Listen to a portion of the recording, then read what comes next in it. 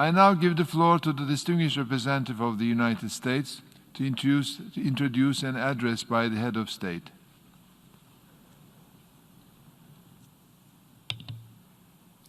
On this 75th anniversary of the United Nations, I have the awesome honor of introducing today someone who has taken to heart the core principle that this international organization was founded upon: peace. On September 15th, we all witnessed the results of President Trump's vision and perseverance, which brought Israel, the United Arab Emirates, and Bahrain together to sign the historic Abraham Accords that unlock a new era for peace in the Middle East. This new era offers the region and all its people the first new hope for peace in a generation, and the United States invites the Palestinians to seize this opportunity to engage in that spirit. Earlier this month, President Trump also brokered economic normalization between Serbia and Kosovo, a breakthrough that charts a course toward reconciliation for the people in the Balkans, a region that has suffered too much bloodshed. On North Korea, the president's fearless vision has shown remarkable progress. President Trump is the first American president to meet with North Korea's leaders. Americans held captive in North Korea have come home. There have been no new nuclear tests, no long-range missile tests, a dramatic lowering of the diplomatic temperature in the region, and an opening for a lasting agreement that brings peace to the peninsula. It is clear that when President Trump speaks, world leaders listen closely. In 2018, President Trump used the power of his voice to warn the Assad regime and its Russian and Iranian partners to halt plans to attack Idlib province, a warning they wisely heeded and which spared millions of Syrians from the risk of death and injury. As I sit before you today, the U.S. brokered peace talks between the parties in Afghanistan are underway.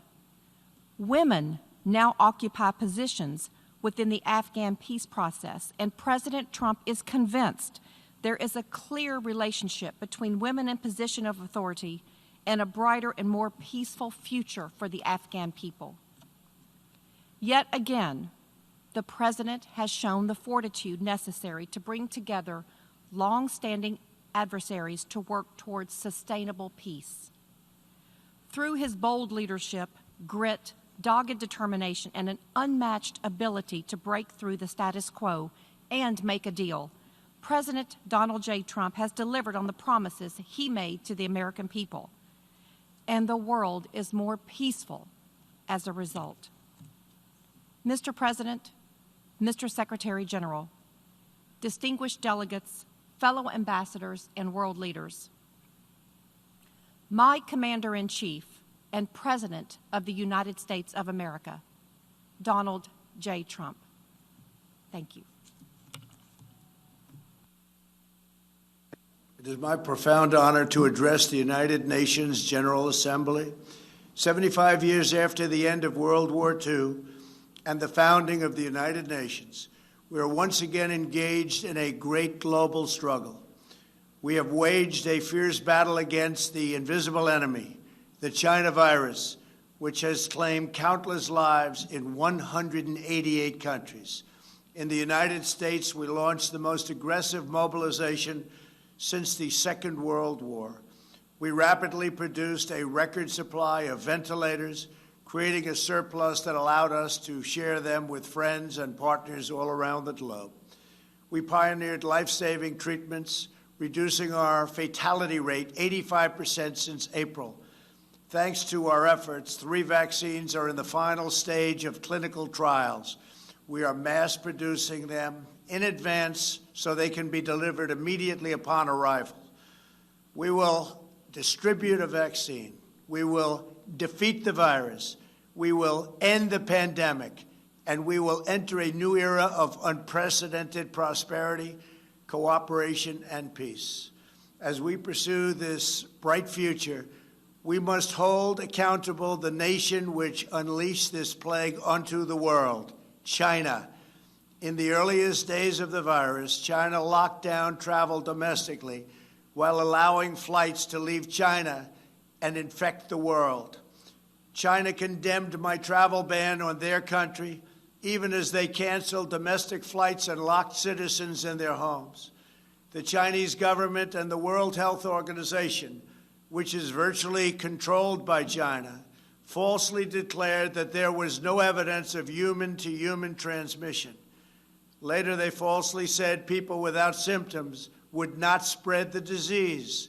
The United Nations must hold China accountable for their actions. In addition, every year, China dumps millions and millions of tons of plastic and trash into the oceans, overfishes other countries' waters, destroys vast swaths of coral reef, and emits more toxic mercury into the atmosphere than any country anywhere in the world. China's carbon emissions are nearly twice what the U.S. has, and it's rising fast. By contrast, after I withdrew from the one-sided Paris Climate Accord, last year America reduced its carbon emissions by more than any country in the agreement. Those who attack America's exceptional environmental record while ignoring China's rampant pollution are not interested in the environment. They only want to punish America, and I will not stand for it. If the United Nations is to be an effective organization, it must focus on the real problems of the world. This includes terrorism, the oppression of women, forced labor, drug trafficking, human and sex trafficking, religious persecution, and the ethnic cleansing of religious minorities.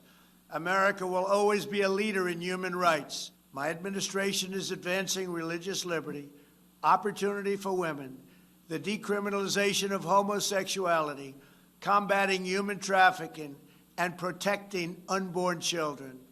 We also know that American prosperity is the bedrock of freedom and security all over the world. In 3 short years, we built the greatest economy in history, and we are quickly doing it again.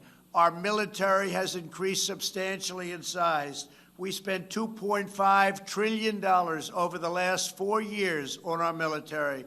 We have the most powerful military anywhere in the world, and it's not even close. We stood up to decades of China's trade abuses. We revitalized the NATO alliance, where other countries are now paying a much more fair share.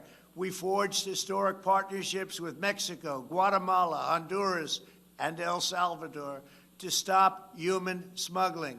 We are standing with the people of Cuba, Nicaragua, and Venezuela in their righteous struggle for freedom. We withdrew from the terrible Iran nuclear deal and imposed crippling sanctions on the world's leading state sponsor of terror. We obliterated the ISIS caliphate 100%, killed its founder and leader, al-Baghdadi, and eliminated the world's top terrorist, Qasem Soleimani. This month, we achieved a peace deal between Serbia and Kosovo. We reached a landmark breakthrough with 2 peace deals in the Middle East after decades of no progress. Israel, the United Arab Emirates, and Bahrain all signed a historic peace agreement in the White House, with many other Middle Eastern countries to come. They are coming fast, and they know it's great for them and it's great for the world. These groundbreaking peace deals are the dawn of the new Middle East. By taking a different approach, we have achieved different outcomes, far superior outcomes. We took an approach, and the approach worked. We intend to deliver more peace agreements shortly, and I have never been more optimistic for the future of the region. There is no blood in the sand. Those days are hopefully over. As we speak, the United States is also working to end the war in Afghanistan, and we are bringing our troops home. America is fulfilling our destiny as peacemaker, but it is peace through strength.